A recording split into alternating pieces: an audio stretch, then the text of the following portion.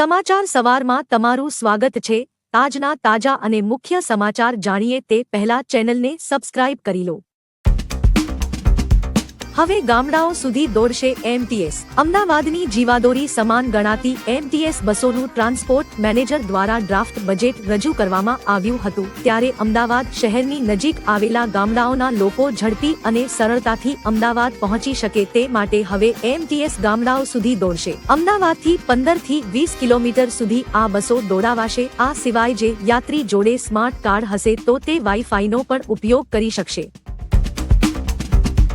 અડવાણીને મળશે ભારત રત્ન। પૂર્વ નાયબ પીએમ અને ભાજપના સહસ્થાપક લાલકૃષ્ણ અડવાણીને કેન્દ્ર દ્વારા ભારત રત્ન એનાયત કરવામાં આવશે। પીએમ મોદીએ વરિષ્ઠ નેતાને દેશનો સર્વોચ્ચ એવોર્ડ મળવા બદલ અભિનંદન પાઠવ્યા હતા। તેમણે અડવાણીની પ્રશંસા કરી કે જેમણે દેશના નિર્માણમાં મહત્વની ભૂમિકા ભજવી હતી અને સંસદના ઉલ્લેખોમાં તેમને હંમેશ માટે યાદ કરવામાં આવશે। લાલકૃષ્ણએ સ્વર્ગસ્થ પીએમ અને ભારત રત્ન વાજપેયીના કાર્યકાળ દરમિયાન નાયબ પીએમ તરીકે સેવા આપી હતી। મંદિરનું નિર્માણ ડિસેમ્બર સુધીમાં પૂર્ણ થશે। રામ મંદિર નિર્માણ સમિતિના અધ્યક્ષ નૃપેન્દ્ર મિશ્રાએ કહ્યું કે અયોધ્યા મંદિરનું નિર્માણ કાર્ય ફરી શરૂ થઈ ગયું છે। બાંધકામ કાર્ય ડિસેમ્બર 2024 સુધીમાં પૂર્ણ કરવામાં આવશે। મંદિર ફરતે ઊંચી દિવાલનું કામ પૂર્ણ કરવાનું છે। 795 મીટરની પરિક્રમા દિવાલ ટૂંક સમયમાં પૂર્ણ થશે। તેમણે કહ્યું કે મંદિરના પહેલા અને બીજા માળે રામ દરબારનું કામ એક સાથે શરૂ કરવામાં આવશે અને ડિસેમ્બરમાં પૂર્ણ કરવામાં આવશે।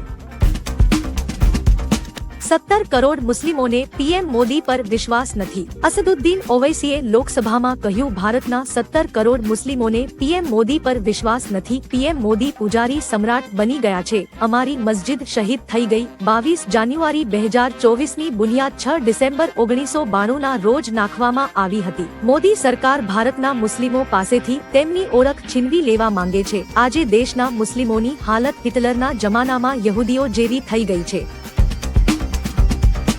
યુસીસી લાગુ કરનારું દેશનું પ્રથમ રાજ્ય બનશે ઉત્તરાખંડ। ઉત્તરાખંડના સીએમ ધામીએ કહ્યું છે કે યુસીસી લાગુ કરનારું દેશનું પ્રથમ રાજ્ય ઉત્તરાખંડ બનવા જઈ રહ્યું છે। આ અંતર્ગત કન્યાઓની લગ્નની ઉંમર 18 અને યુવકની 21 વર્ષ હશે। લગ્નનું રજિસ્ટ્રેશન ફરજિયાત થશે। આ સિવાય લિવ ઇન રિલેશનશિપનું ડિક્લેરેશન કરવું જરૂરી રહેશે। અનુસૂચિત જનજાતિના લોકો આ કેટેગરીથી બહાર છે। જ્યાં સુધી એક પત્ની હયાત છે ત્યાં સુધી બીજા લગ્ન નહીં કરી શકાય, એટલે કે બહુપત્ની પર પ્રતિબંધ મુકાશે।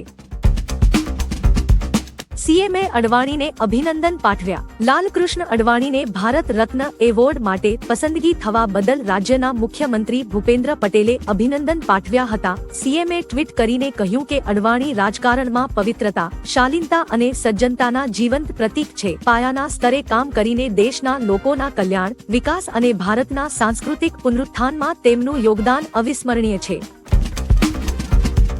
આવા નેતાઓએ પાર્ટી છોડી એ સારું થયું। પશ્ચિમ બંગાળમાં ભારત જોડો ન્યાય યાત્રા દરમિયાન રાહુલ ગાંધીએ આસામના સીએમ હિમંતા બિસ્વા શર્મા અને કોંગ્રેસના પૂર્વ દિગ્ગજ નેતા મિલિંદ દેવરા પર પોતાનો ગુસ્સો ઠાલવ્યો હતો। રાહુલ ગાંધીએ કહ્યું કે હિમંતા બિસ્વા શર્મા અને મિલિંદ દેવરા જેવા લોકોએ પાર્ટી છોડી એ સારું થયું। મને આવા લોકોની જરાય પણ ચિંતા નથી। રાહુલે કહ્યું કે હિમંતા જે પ્રકારનું રાજકારણ કરે છે તે કોંગ્રેસની રાજનીતિ ક્યારેય ન હોઈ શકે। પીએમ મોદીએ કહ્યું, સમજદારને ઇશારો કાફી છે। પીએમ મોદીએ ઇન્ડિયા મોબિલિટી ગ્લોબલ એક્સપો 2024માં હાજરી આપી હતી। આ દરમિયાન તેમણે કહ્યું કે મારા પ્રથમ કાર્યકાળમાં મેં વૈશ્વિક સ્તરે મોબિલિટી કોન્ફરન્સનું આયોજન કર્યું હતું। મારા બીજા કાર્યકાળમાં હું જોઉં છું કે ઘણી પ્રગતિ થઈ રહી છે। મને ખાતરી છે કે મારી ત્રીજી ટર્મમાં પણ આવું જ થશે। આટલું બોલતા જ બધા તાળી પાડવા લાગ્યા। ત્યારે પીએમ મોદીએ કહ્યું, સમજદારને ઇશારો કાફી છે। સેમસંગ ભારતમાં જ લેપટોપ બનાવશે। કેન્દ્ર સરકારે દેશમાં લેપટોપના ઉત્પાદન પર ભાર આપવા માટે લેપટોપની આયાત પર પ્રતિબંધ મૂક્યો હતો।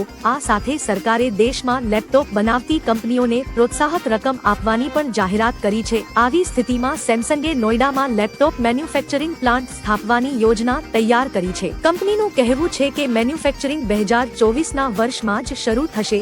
તેનાથી નવી નોકરીઓનું સર્જન થશે।